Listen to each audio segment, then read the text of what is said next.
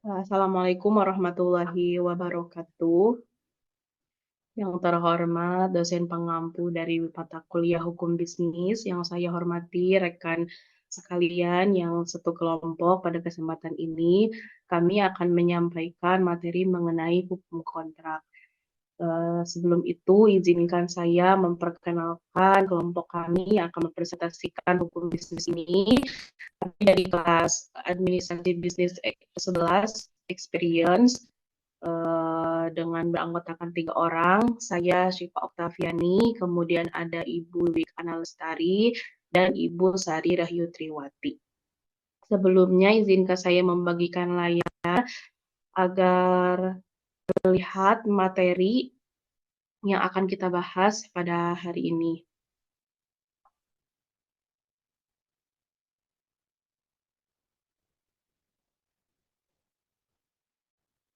Apakah sudah terlihat, Bu Wiwik? Boleh diinformasikan apakah sudah terlihat? Sudah, baik. Sudah. Ini adalah materi yang akan kami sampaikan mengenai kontrak bisnis. Kemudian anggota kami ada Ibu Sari Rahyutriwati dengan nomor induk mahasiswa 20922 454. Kemudian ada saya, Syifa Oktaviani, dengan nomor induk mahasiswa 20922 457. Kemudian ada Ibu Wiwik Anna Lestari dengan nomor induk mahasiswa 2092246. Berikutnya ada pengertian kontrak dan akan disampaikan oleh Ibu Wiwik. Kepada Ibu Wiwik, saya persilahkan. Terima kasih Ibu Syifa Oktaviani. Pengertian kontrak. Kontrak adalah suatu tindakan yang dilakukan oleh dua atau lebih pihak di mana masing-masing pihak yang ada di dalam kontrak tersebut dituntut untuk melakukan satu atau lebih presentasi 8 dalam pasal 1313 Kitab Undang-Undang Hukum Perdana KUHP Perdata. Dikenal dengan perjanjian yang berarti bahwa suatu perjanjian adalah suatu perbuatan dengan mana satu orang atau lebih mengingatkan dirinya terhadap satu orang lain atau lebih. Unsur-unsur kontrak: A. Adanya kesepakatan. B. Para pihak atau subjek hukum. C. Prestasi. D. Menimbulkan kewajiban. E. Hal terbuka objek. 2. Dasar hukum kontrak bisnis. Dalam hukum ketiga KUHP Perdata mengenai kontrak bisnis terdapat 18 bab dan 631 pasal, yaitu pasal 1233 sampai dengan pasal 1864. 3. Ajas-ajas kontrak. Hukum bersifat mengatur ini umumnya terdapat dalam lapangan hukum perjanjian atau hukum kontrak atau buku 3 KUHP Perdata. Jadi, dalam hal ini, jika para pihak pengatur lain, maka aturan yang dibuat oleh para pihak yang berlaku azas-azas dimaksud antara lain sebagai berikut. A. Azas kebebasan berkontrak. B. Azas konsensual. C. Azas kepastian hukum. D. Azas kekuatan mengikat. E. Azas persamaan hukum. F. Azas keseimbangan. G. Azas moral. H. Azas kepatuhan. I. Azas kebiasaan. C. Azas etiket baik. 4. Syarat sah kontrak bisnis. Syarat-syarat sah umum berdasarkan pasal 1320 KUHP Perdata. Terdapat beberapa persyaratan, diantaranya adalah A. Konsensus, disebut juga kesepakatan kehendak. B. Cakap atau wenang berbuat. C. Perihal tertentu. D. Kausua halal. Pengaturan umum atas syarat sah perjanjian selain yang diatur dalam pasal 1320 KUHP Perdata, yaitu A. Etiket baik. B. Sesuai dengan kebiasaan. C. Sesuai dengan kepatutan. D. sesuai dengan kepentingan umum.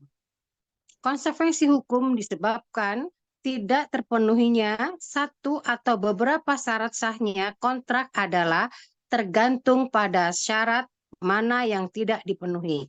Konsekuensi yuridis perjanjian sendiri berbentuk batal demi hukum terjadi apabila dilanggarnya syarat objektif dalam pasal 1320 KUHP Perdata, yaitu perihal tertentu dan kausua yang halal atau batal demi hukum.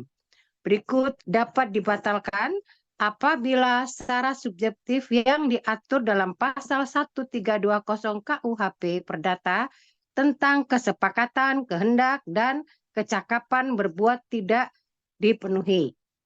Perjanjian tidak dapat dilaksanakan, kontrak ini tidak otomatis batal karena pada dasarnya kontrak ini masih dapat dilanjutkan sepanjang dipenuhinya syarat tertentu.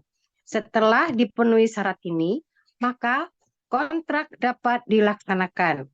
Sanksi administratif. Konsekuensi sanksi administratif ini timbul apabila tidak dipenuhinya syarat-syarat seperti perizinan atau pelaporan kepada instansi terkait. Demikian Ibu Siva Oktaviani. Baik, terima kasih atas pemaparannya. Apakah suara saya masih terdengar? Oke. Ya, baik, selanjutnya yaitu ada materi klasifikasi kontrak bisnis yang akan saya paparkan. Klasifikasi kontrak bisnis ini terbagi menjadi 3, di mana yang pertama ada kontrak bisnis internasional. Nah, kontrak bisnis internasional ini menurut Sudarko Gautama, yaitu kontrak bisnis nasional yang di dalamnya terdapat unsur asing.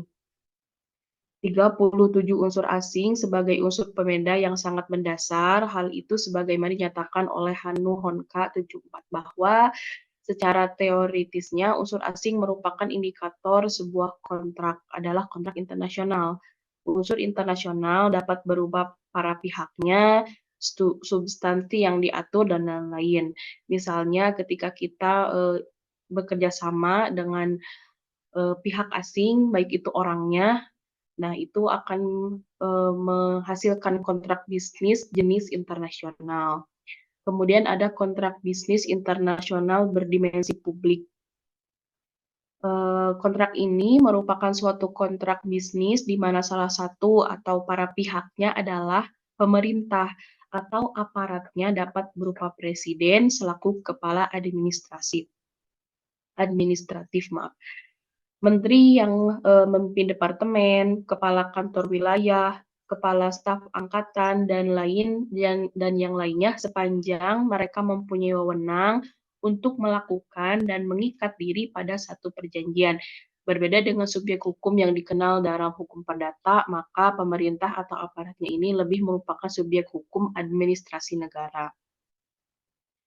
Yang ketiga ada kontrak bisnis nasional, yaitu kontrak yang dibuat oleh 2 atau lebih person sebagai subjek hukum dalam satu wilayah negara yang mana tidak terdapat unsur asingnya, yang mana hukum kontrak sebagai bagian dari hukum privat yang memusatkan perhatian pada kewajiban untuk melaksanakan kewajiban sendiri, atau self-imposed obligation. Dipandang sebagai bagian hukum privat karena pelanggaran terhadap kewajiban-kewajiban yang ditentukan dalam kontrak murni menjadi urusan pihak-pihak yang berkontrak. Artinya tidak ada yang lainnya yang termasuk atau ikut campur dalam kontrak bisnis nasional ini. Selanjutnya ada penyelesaian sengketa kontrak bisnis. Tentunya sebagai orang yang berbisnis atau melakukan kontrak dengan yang lain, kita tidak mau adanya sengketa. Namun tidak dapat dipungkiri juga satu atau dua, mungkin ada beberapa hal yang menjadikan sengketa dalam melakukan kontrak ini. Nah, penyelesaian sengketa yang disebabkan karena adanya pihak yang tidak memenuhi kesepakatan atau kita sering dengar dengan istilah one prestasi, yang telah mereka buat bersama, baik debitur maupun kreditur. Dalam kata lain, bahwa ada di antara para pihak yang tidak memenuhi isi kontrak dengan berbagai alasan, misalnya tidak membayar utang atau membayar tapi tidak tepat waktu dan lain sebagainya. Hal itu disebabkan salah satu pihak tidak memiliki etikat baik atau ingkar janji dalam menjalankan kontrak tersebut. Kenyataan demikian dapat menimbulkan perselisihan atau sengketa di antara yang membuat kontrak. Maka diperlukan jalur penyelesaian sengketa untuk menyelesaikan perselisihan yang terjadi di antara mereka yang berkontrak, seperti melalui musyawarah, litigasi, atau alternatif penyelesaian sengketa lainnya. Nah, selanjutnya ada contoh kontrak asli yang akan disampaikan oleh Ibu Sari. Kepada Ibu Sari, saya persilahkan. Ya, terima kasih, Bu Siva.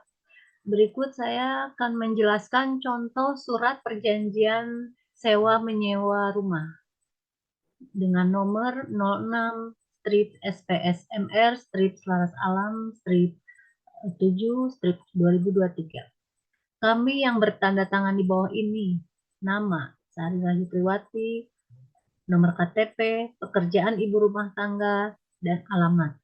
Yang selanjutnya disebut sebagai pihak pertama atau pemilik rumah yang menyewakan. Nama Nanda Nurjaman, nomor KTP sekian, kerjaan karyawan swasta, alamat sekian. Yang selanjutnya sebagai pihak kedua atau penyewa rumah atau yang menyewa.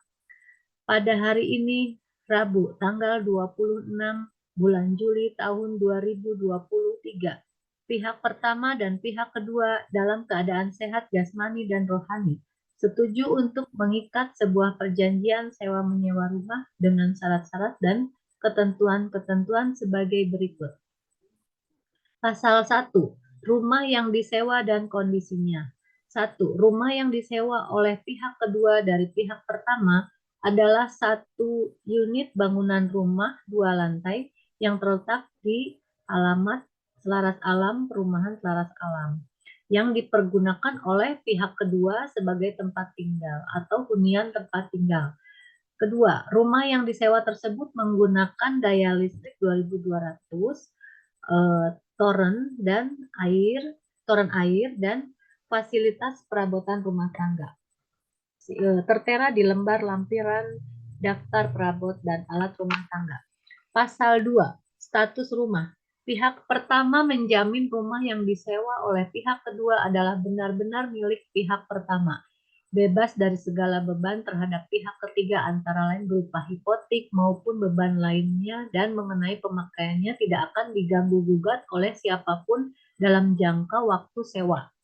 Pasal 3, jangka waktu sewa dan uang sewa.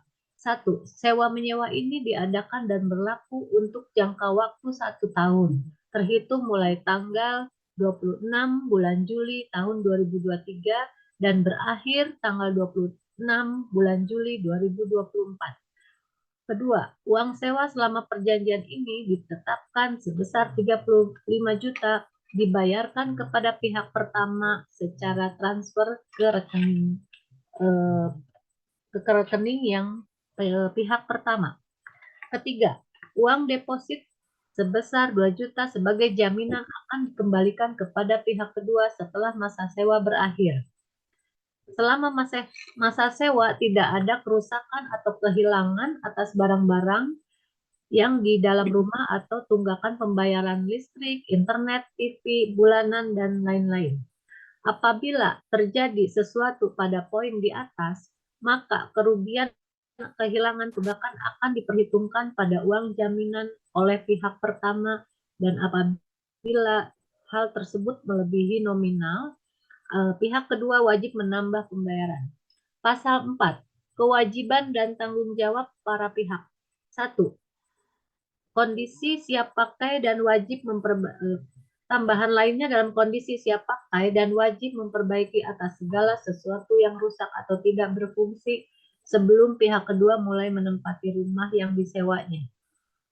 Kedua, pihak pertama masih bertanggung jawab dalam jangka waktu selama masa sewa menyewa apabila terjadi kerusakan pada bangunan dan fasilitas rumah. Pihak kedua mulai menempati rumah dan bukan diakibatkan dari kesalahan atau kelalaian oleh pihak kedua, atau kerusakan tersebut dapat ditanggung bersama oleh pihak kedua secara musyawarah. Pihak kedua, selama perjanjian kontrak berlangsung, berkewajiban memelihara merawat bangunan rumah. Seperti yang tercantum pada pasal 1 ayat 2, biaya dan tanggungannya sendiri. Menanggung dan wajib membayar rekening listrik, lingkungan, dan lain-lain. Menanggung dan wajib membayar resiko biaya yang diakibatkan kelalaian pihak kedua serta mengembalikannya seperti keadaan semula.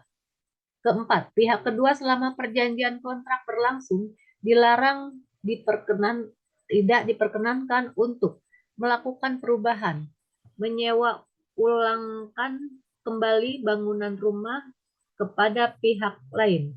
Ketiga, mempergunakan apa yang disewakan itu untuk di luar keperluan tempat tinggal. Keempat, menjual atau menjaminkan tanah atau bangunan rumah kepada pihak lain. Keenam, menggunakan sebagai sarana kegiatan yang dilarang oleh undang-undang dan peraturan pemerintah. Kelima, pihak kedua diperkenankan untuk menambah daya listrik atau biaya yang lainnya atas biaya pihak kedua. Keenam, pihak kedua berkewajiban menyerahkan bukti pembayaran tagihan iuran lingkungan kepada pihak pertama pada saat mengakhiri masa sewa. Pasal 5, perpanjangan sewa menyewa. 1. Apabila jangka waktu sewa rumah berakhir dengan ketentuan yang telah ditetapkan atau disepakati pada pasal 3 ayat 1, maka pihak kedua harus menyerahkan kepada pihak pertama kunci dan kartu akses perumahan sebelum 7 hari berakhirnya jatuh tempo yang sewa menyewa. Kedua, apabila pada saat penyerahan bangunan dan fasilitas rumah didapat ada bagian yang hilang, maka pihak kedua wajib segera mengganti bagian yang hilang atau rusak. Ketiga, setelah berakhirnya jangka waktu sewa menyewa rumah, akan diperpanjang lagi untuk 2 tahun berikutnya dengan syarat uang sewa yang akan diatur lagi oleh pihak pertama.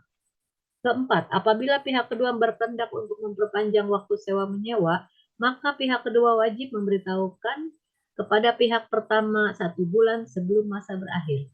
Pasal 6, force majeure.